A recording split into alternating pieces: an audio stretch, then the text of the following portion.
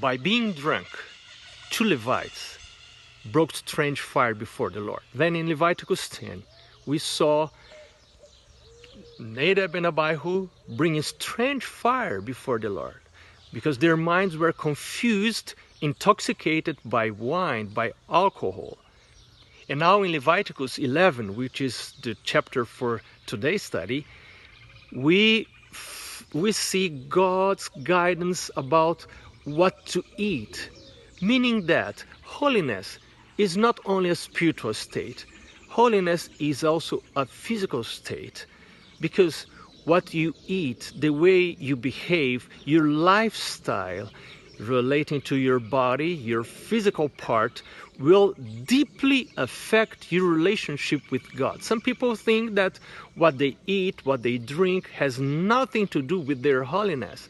But let me suggest you, if you want to start a revival and a reformation in your life, you also must start a revival and reformation in your physical body, because all things work together when you are trying to approach God, because we approach God with our mind, but our mind is in our brain, and our brain is in our body, and the way we treat our body will affect our brain and our mind, and will affect the way we worship God. That's why in Romans 12 verses 1 and 2, Paul says, I beseech you by God's mercies to think about your body, about your habits, and do not conform with the worldly habits, the way the world deals with the body, their habits, their customs, their culture. And let me suggest you something else. If you want to change the culture of a nation, of a people, of a family, you must first change their food.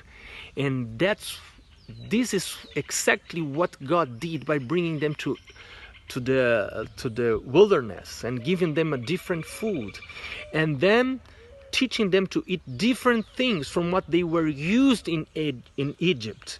And then we see in the end of chapter 11 verses 44, for I am the Lord your God. You shall therefore consecrate yourselves. So what you eat has to do with consecration.